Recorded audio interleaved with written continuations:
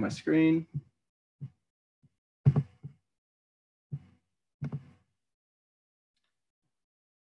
So I guess overall, while these shifts are loading, I can maybe go to my website instead, actually. My work is, as Katie said, I guess it's kind of mostly a moving image, sort of animation, video, mostly with, I guess, a strong kind of installation component. So a lot of my work has been, for the past, I guess, almost 10 years now, looking at the cultures and politics of technology, and particularly of video games, military simulators, and technologies that have come out of the military, I guess, and now have a big footprint and impact on our lives as I guess everyday kind of consumers.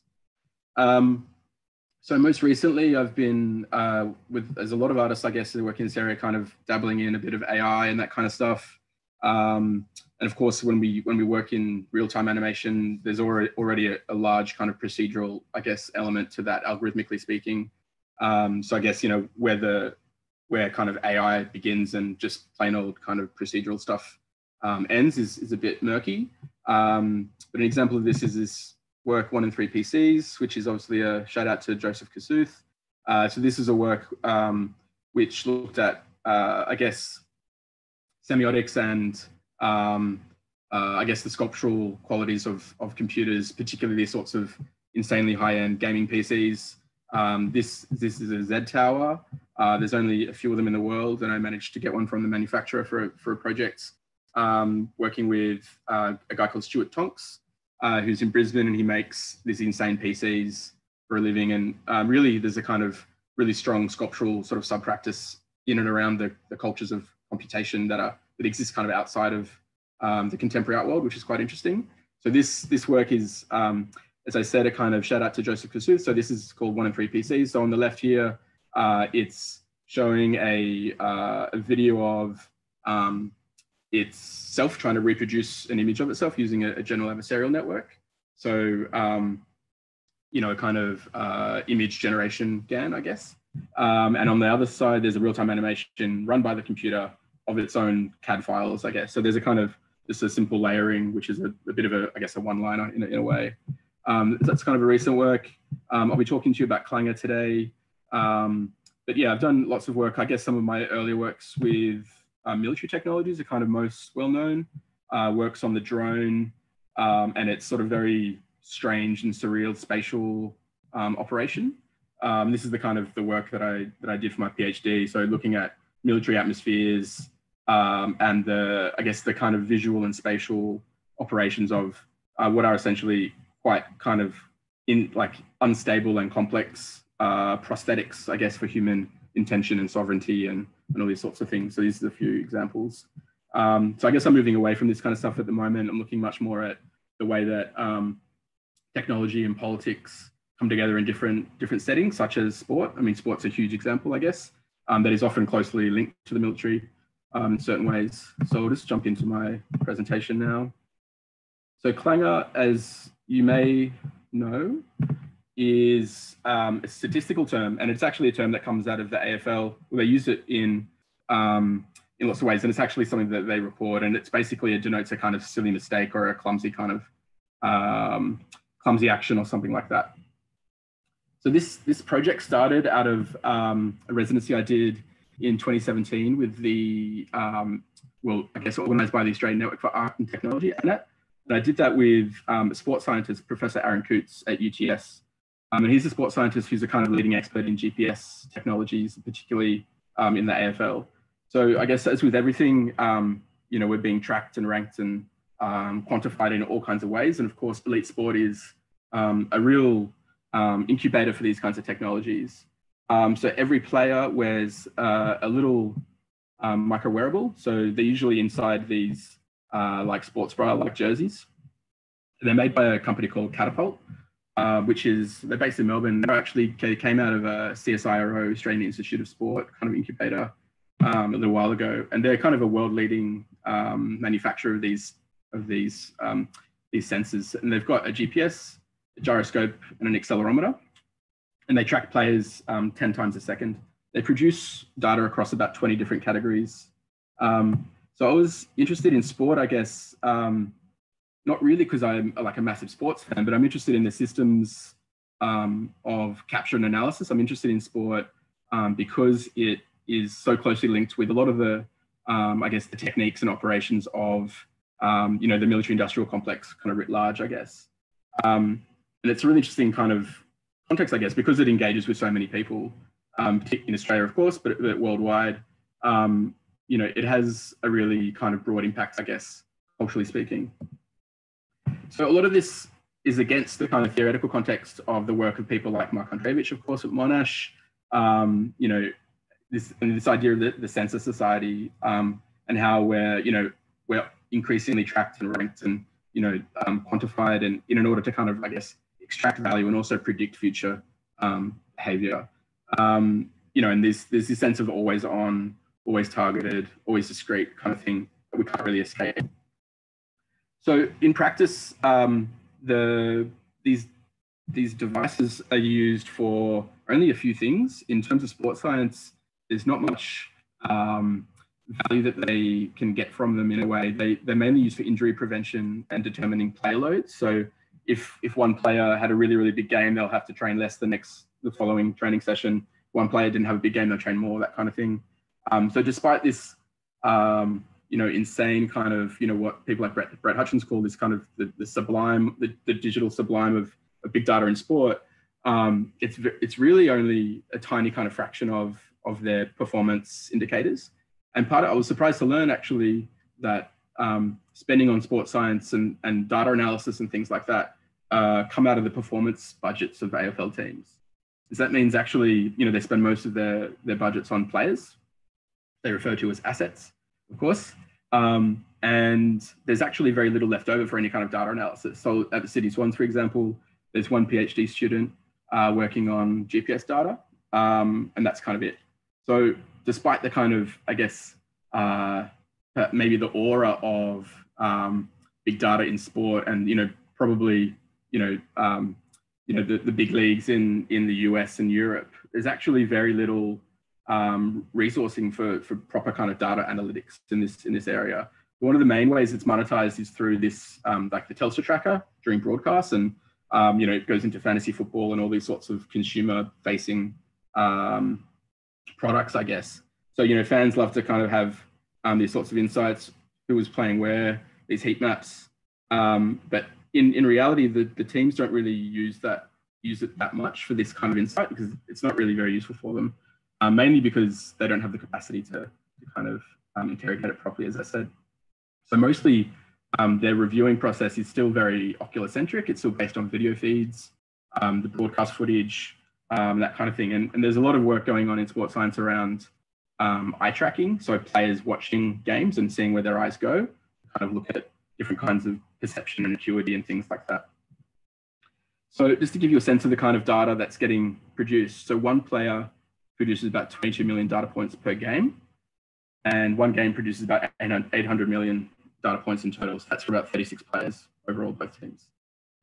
So it is definitely in the realm of big data, but they're kind of only really scratching the surface, as I said. So this is kind of like an example of a processed CSV file from one of these devices. And you can see here there's about sort of 20 categories of data. Some of them have no data at all, but you know, they have the ability to track heart rate, different kinds of metabolic loads, obviously longitude and latitude, velocity, acceleration. So even just from those things, it's, you know, you can get a lot.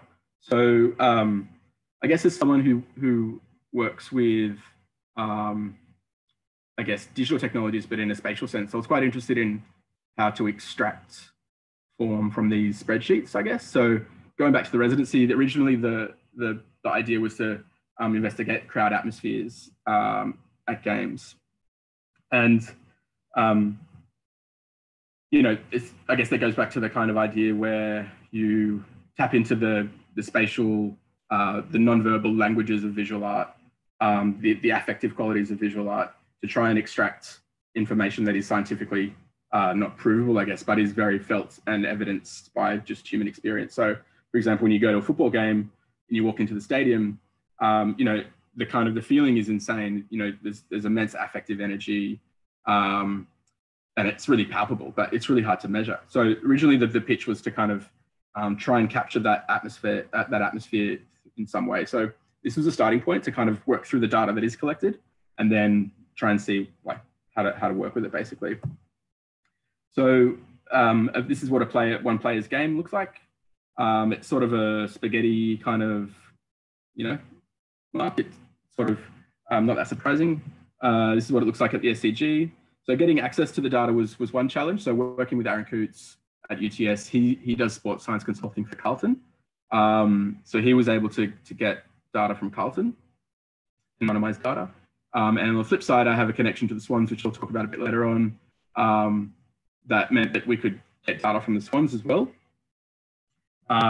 So we had to kind of wait for a game where Carlton was playing Sydney at the SCG to kind of be able to access it properly, to situate it there. So we waited to, I think it was round 22 in 2017, where Carlton played Sydney. And it was one of these games where the performance was really off the charts for Sydney. They beat Carlton by 80 points or something. Buddy Franklin scored 10 goals. It was one of these freak games. So what we did was, to start with working with this data, how to kind of make it material or spatial, to kind of make it readable in a cultural sense, not a machine sense. I decided to pick longitude and latitude, of course, because I'm interested in spatiality. And then I chose velocity as the third data point. And of course, when you've got 3 data points, you can get a point cloud. And point clouds are something that a lot of people work with in photogrammetry, in LiDAR scanning, and in digitizing things, I guess, that exist in the world and making them virtual or digital. So that's what we did. And this is the result. So this is one of the players. This is a Swans player.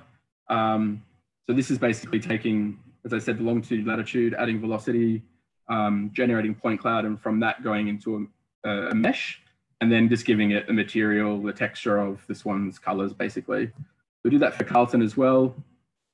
And we're surprised at the, I guess, the aesthetic quality of some of these shapes. My role in this is to kind of, I guess, usher the shapes out of the data. It wasn't to kind of model the shapes. So these shapes existed in the data already. It was just, revealing them in a sense. That was kind of one simple gesture, I guess. So this was animated. There's 18 for each team, so 36 in total, and just alternated them. So they've got this lovely aerodynamic quality. There's almost a kind of like a cuttlefish kind of aesthetic to them, a really flowing, fluid.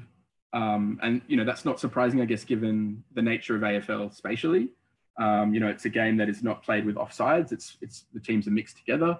It's free flowing. There's 20 minutes of continuous play per quarter. It's not like other sports, which are much more formal and oppositional, I guess. So there's a real nice choreography to AFL. Stripping away everything else in the game. When you watch a game in a stadium, not through a broadcast, you get a sense of the way that players flow, like a kind of almost like a swarm or a flocking algorithm in a sense. Obviously kind of responding to the position of the ball. So this, in a sense, was a kind of proof of concept for working with the data to start with. And of course, like notation of the human body has been around for a long time, ever since the kind of birth of photography. Photographers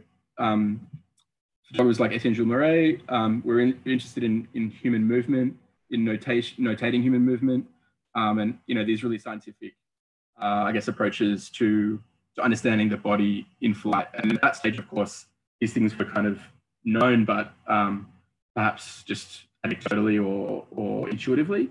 But with the power of, I guess, of the photographic apparatus, being able to visualize what was previously invisible was one of the key kind of, I guess, powers of photography. So it's not that different to this sort of GPS data. More examples of that. Of course, this is the precursor to what we call motion capture today. And in GPS data capture of players it's a kind of low fidelity, low resolution, in some sense, motion capture. You don't have the skeleton or anything like that, but you have a single point. So yeah, this is, I guess, the contemporary form of this, as I said. But going back to the fans, how do we visualize the crowd energy? And like recently, we've had this quite strange thing where we've had artificial crowds because football was, you know, a victim of COVID, of course. So, you know, these kind of really weird facsimiles of crowds to manufacture the affect that's usually there, which is quite strange.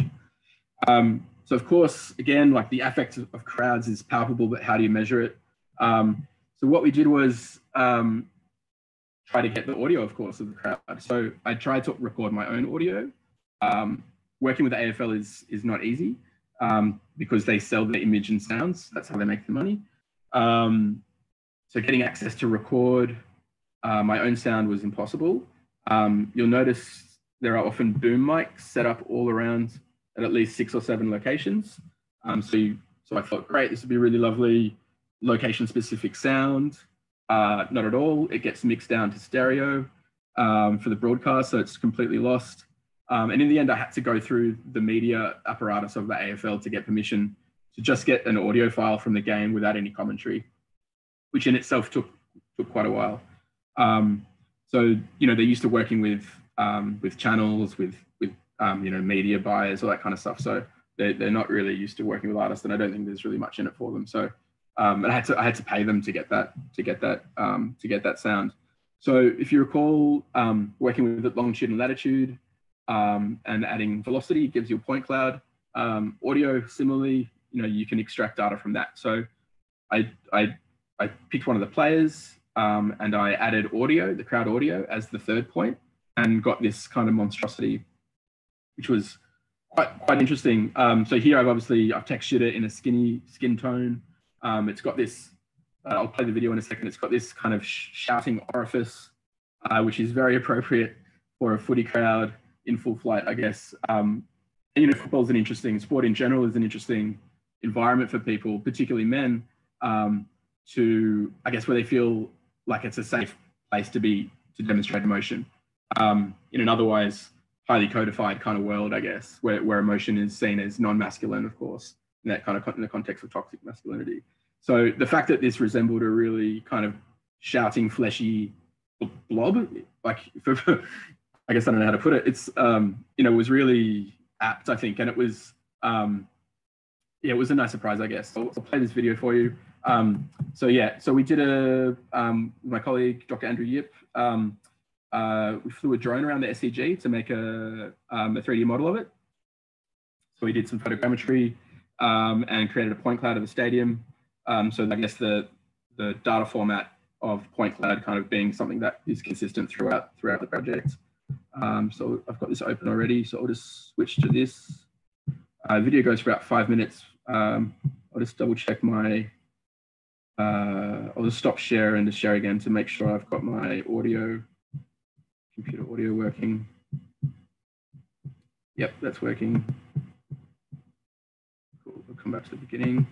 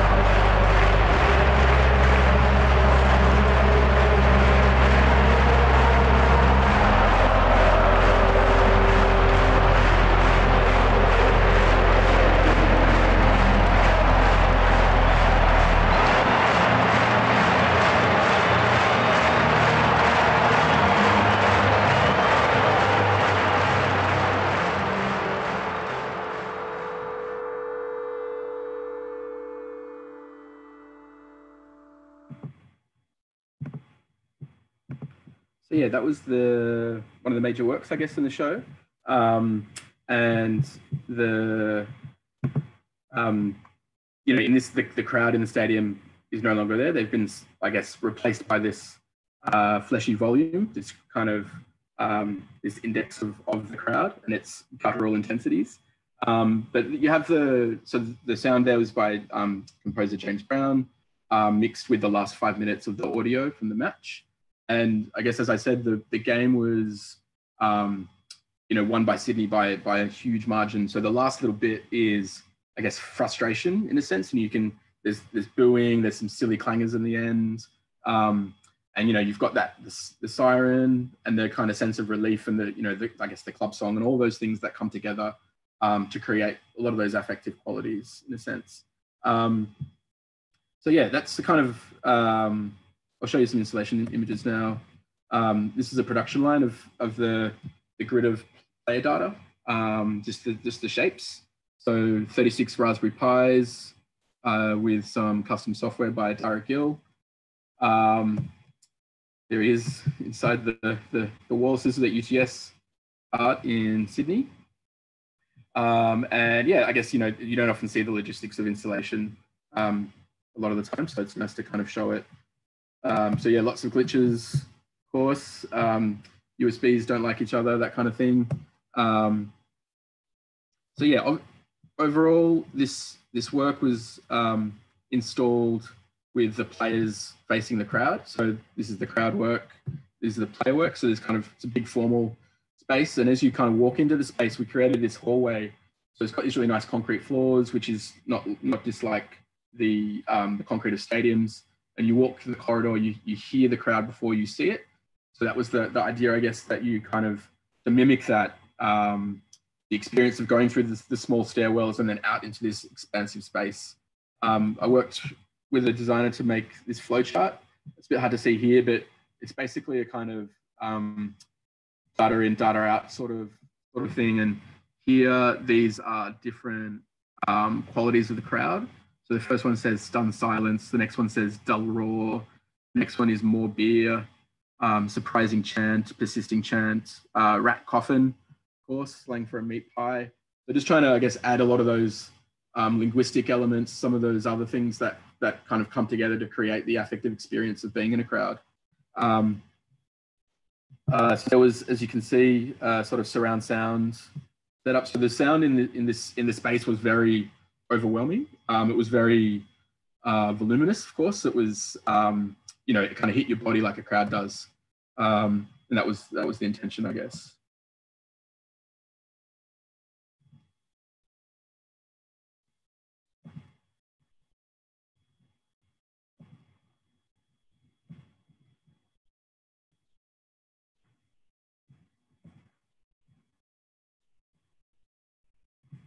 So next steps to this. So last year I worked on a student project here with a colleague from computer science, Dr. Charles Gretton. So our student was Reese Healy, and we worked with the same data set to see if we could use machine learning to predict player position. So given the last 10 seconds of play, can you predict the next 10 seconds with any accuracy? So use a couple of different machine learning approaches for that. So this was shown up at SIGGRAPH Asia in Brisbane last year, kind of, the usual awful conference kind of install, but managed to get a video wall, which was nice. I'll play a bit of this just quickly. So I guess, yeah, kind of just breaking off pieces of the project into different components now. As I said, the data's not used for a lot at the moment, and obviously like access to the data is highly it's difficult. So being able to get it is one thing. So we're just still working with this same game of data for now. So I'll just play this. So these are 3 little snippets of the first quarter of the Sydney Swans Carlton game. And the blue streaks you see are Carlton, the red streaks are Swans, and the yellow streaks are computer generated. No sound on this one. So this is basically this visualization.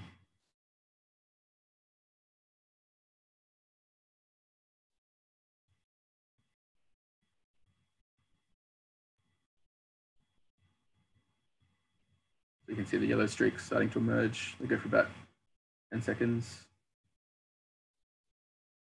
And they'll branch off again.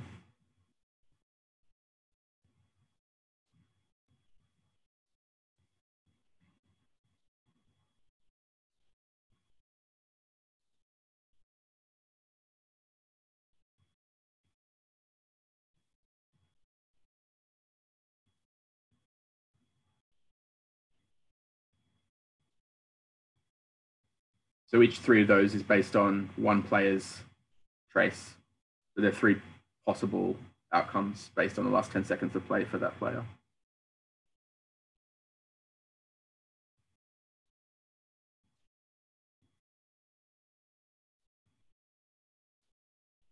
Some of them look kind of convincing, but it's hard to, I guess, to tell with any accuracy. But this, it looks nice at least. So after this, we put it back in the point cloud of the SCG.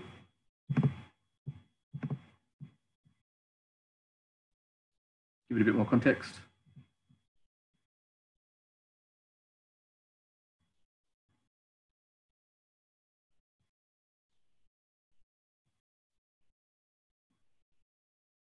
See the yellow streaks starting to appear there.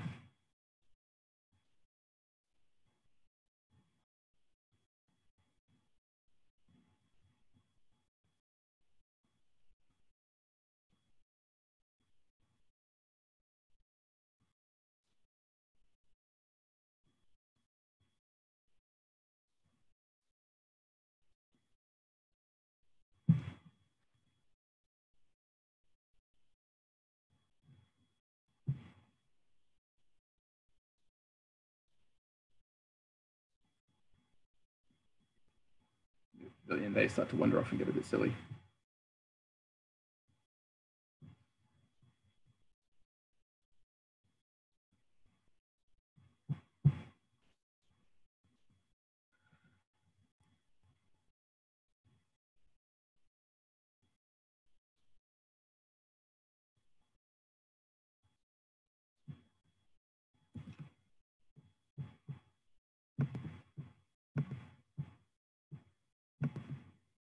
So after this, been working for a couple of years with Always New. Always New, if you don't know who they are Indigenous social enterprise based in Redfern in Sydney. Angie Abdullah is the founding CEO there. And they do a lot of work on Indigenous knowledge systems and technology, basically, and country-centered design. So we've been working on this project for a little while now. And it's starting to, I guess, the rubber's hitting the road in a sense. So it's working with Adam Goods, of course, Angie Abdullah and myself. Adam's a personal friend of mine. So we've got, I guess, a long kind of history in a sense. And I approached him a couple of years ago to, think about if he'd be willing to work, to give his data to work with. And the players agreement changed after he retired. So the players agreement previously didn't constrain the use of GPS data at all, but the current one is very different for some of the commercial reasons, I guess I alluded to before with the Telstra tracker and that kind of thing. So in a sense, this project is a kind of, what it's turned into after a couple of years of just talking is, I guess there's sort of lots of layers to it. The first layer is, Adam reclaiming his data and I guess repatriating it onto country. So what we're doing is in a couple of weeks, we're going out to South Australia. We're going to drive up to Adjunamutna country, which is in the Flinders Ranges. And we're going to do a lot of 3D scanning of culturally significant objects, culturally significant natural elements like Buddha, tree, and Ajna, which is rock. So his language group, one of his language groups, Adjunamutna, which is the main one he identifies with. Ajna means rock, Mutna means people, so rock people. So up in the Flinders Ranges, which is this area here. So we're going to Eagle Water and going off and finding some of these significant areas and talking with Adam Santi and I call particularly about their kinship system, which we've been working on quite a lot with help from Chris Matthews, Associate Professor Chris Matthews at UTS, who is the chair of the Aboriginal and Torres Strait Islander Mathematics Alliance and does a lot of work on Indigenous mathematics and kinship system, which is amazing to to learn about with such complex obviously such complex cultural practices and technologies and techniques, I guess, that predate a lot of the stuff that we do. And thinking about how these tracking technologies capture things and don't capture things. So I guess in previously talking about the emotional affect of the audience that isn't captured, the way Adam describes playing, particularly at the height of his career, as being in a really kind of spiritual flow state. The data kind of records that in a sense, but the frameworks around interpreting that data don't actually reveal it in any way because they're set up under Western scientific paradigms. So they're looking for things like metabolic load. They're not looking for things like spiritual load, of course. So this is a project where collectively we've been thinking about what is, I guess, the right way to approach this in terms of protocol. What is culturally appropriate and significant, and talking to Adam a lot about I guess what is significant for him culturally on country, and as I guess I alluded to before, the technical sympathy, I guess, of file formats of scanning things and working with AFL data means that we can symbolically represent his data emerging from or back to these cultural forms on country. So these are examples. These aren't from Ajinamata country. These are actually from Ngunnawal country here in Canberra. These are from photogrammetry. We'll be doing some LiDAR laser scans as well.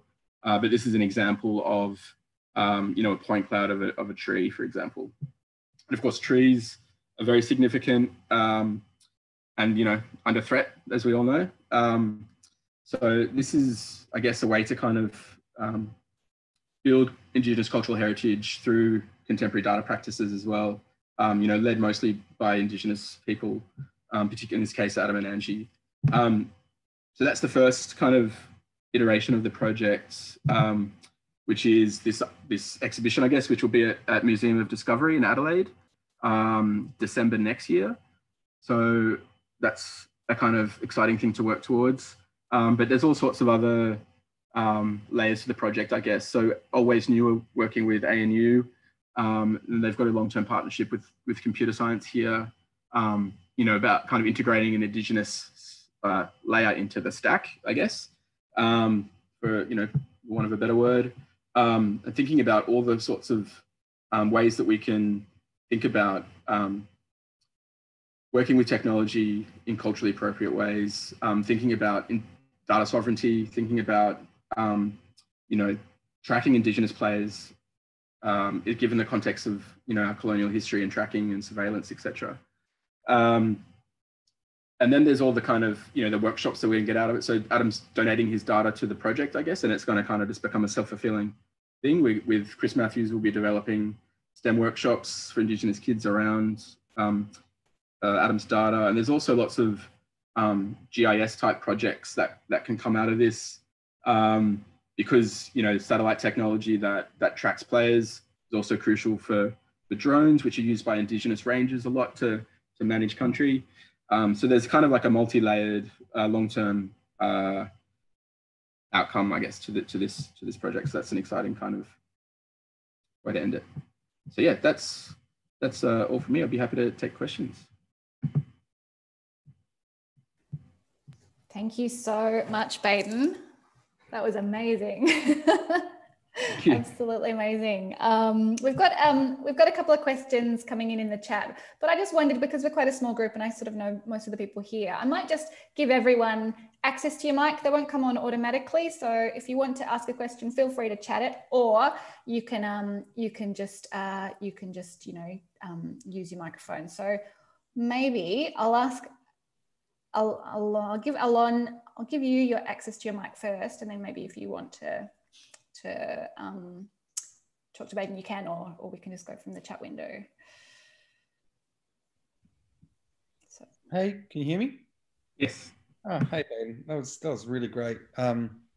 You. Yeah, I have a lot of questions, but I guess the one I've typed in there was about sonification and whether James Brown used the data in any way, or whether his response was just using the audio that you had with his own aesthetic. It was mostly him. I give him carte blanche usually. To kind of, I always say that he finds the missing half of the work and extracts it. So with this project, he had the whole animation and all the crowd audio, and he basically zeroed in on the last 5 minutes, and then he created a score to kind of match the emotional intensities that he found in the crowd noise, I guess. So there wasn't any direct link between the data and the sound piece, except for the fact that the sound data is actually, a key part of the fleshy blob in the animation. Gotcha. So can I ask a follow-up question then on that, because I'm fascinated by the fleshy blob. So was the kind of the form of that, the going sort of coming together to this orifice, was that determined by the sound part of the triangulation, or would any player data have caused that, or was it specific to that one player? I didn't test it again. I stopped when I got the blob because it was it was enough. So it definitely didn't occur when I was working with other data points to create point clouds from just the player data. And I think it's because of, the format in decibels it's got like a large negative range often. I'm not a sound expert at all, so just to preface that. So yeah, I think it was a quirk of lots of things coming together, but it wasn't scientific in terms of its reproducibility. It doesn't have to be, it's art. And my other question then, I'll just jump in with my other one, was that I think it was, it's quite a journey that you've gone to from working on sort of projects, that are essentially based on military experiences to, to this Adam Goods on country project. And I just kind of I wonder what for you the through line is. Are you trying to have a particular impact, or are you kind of developing a certain argument with your kind of trajectory? How would you kind of frame it? I think the through line is power, really. And, previous works of mine, I guess early works where I would try to disrupt military simulators with performances inside these games or whatever, was a way to, use the French kind of détournement technique of, flipping something on its head and critiquing it in the process. So I guess the through line from that kind of thing is it's about reclaiming or protesting or disrupting or diverting. And so, the project with Adam is, I don't see it as my project at all, but the key link is this idea of reclaiming something, of disrupting and redefining. I think, I guess particularly because of the way Adam ended his career as well, it's a chance for him, and I can only speak for him in a limited way, of course. But from what we've discussed, it's a way for him to get something positive out of that and to kind of use it particularly for Indigenous STEM education, but also to talk about who he is as an Indigenous man in a contemporary context in Australia, and to kind of change, take over the narrative in a sense.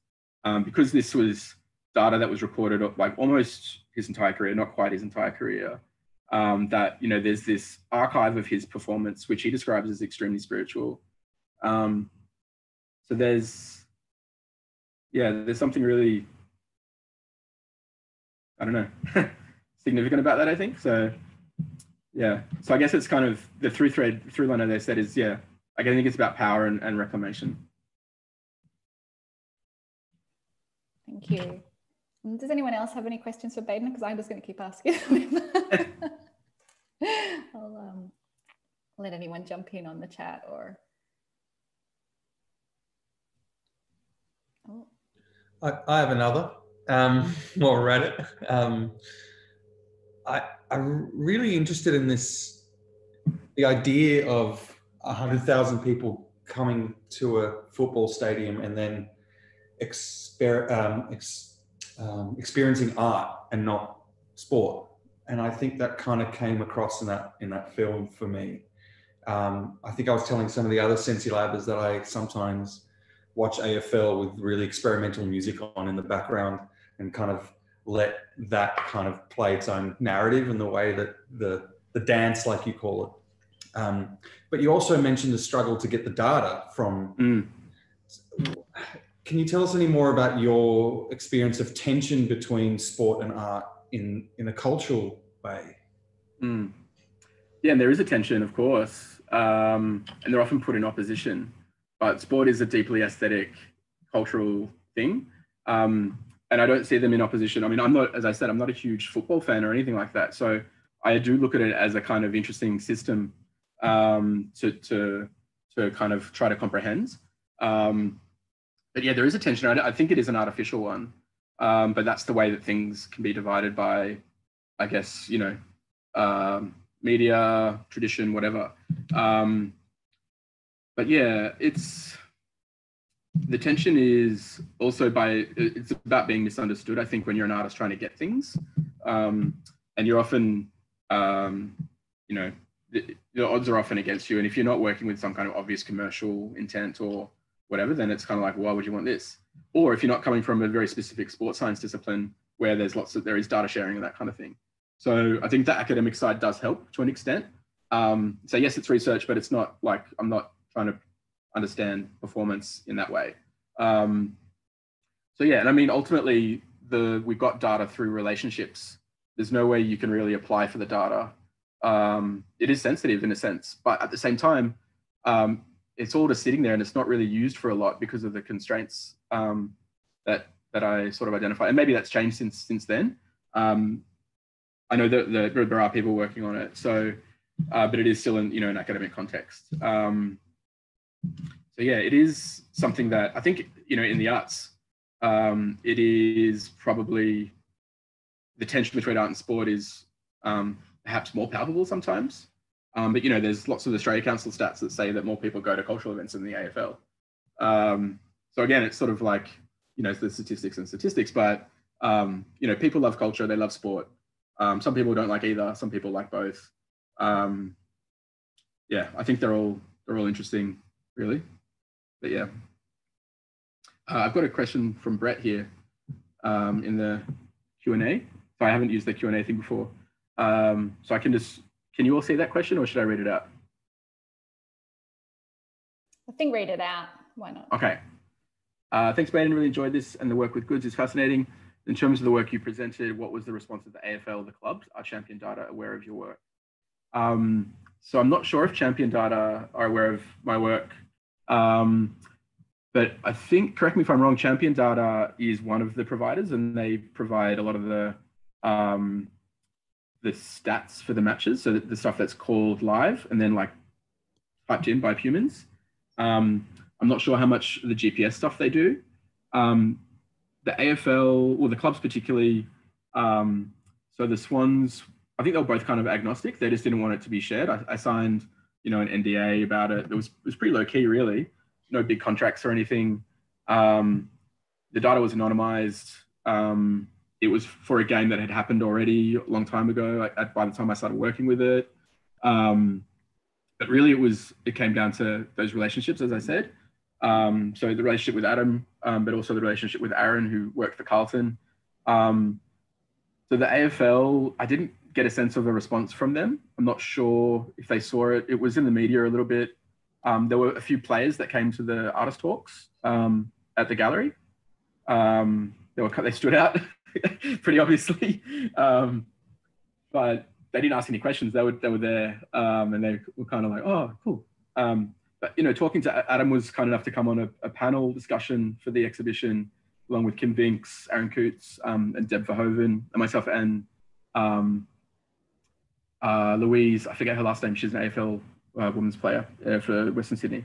And, you know, we talked about, I guess, you know, the feeling of being tracked. And Adam particularly was talking about the feeling of, and for our project together, he's talked a lot about the way that the stats became embodied. You know, they're written up on a big wall in the training room. There's a kind of red for not good enough and green for good. And the way that kind of, you know, you live and die by the data basically, but it was still an abstract kind of thing. So yeah, I'm not sure otherwise what their reaction would be. Probably a shrug, maybe, I don't know.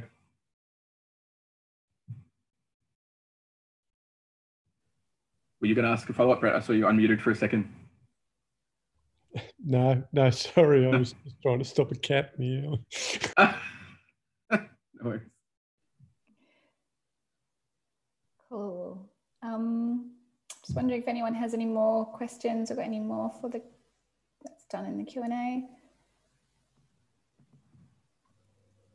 I can tap back in. I think what you're saying about Adam Goods and being tracked is really interesting, particularly with what he went through, and you know, the boos and the sound of that experience, and really feeling like you're tracked within that game and you represent something way bigger than just moving around in a football game. That's why I'm so excited to see this new project of yours unfold. It seems like a perfect avenue for art and for his story to come out. Yeah, I don't think I have a question in that, but I just have a really beautiful image of him, reclaiming that data and the tracking. I think that's an incredible project. Thanks. It's an incredible project to be part of, and I guess what's interesting about it is, you know, it's been such a slow burn to develop it, and rightly so.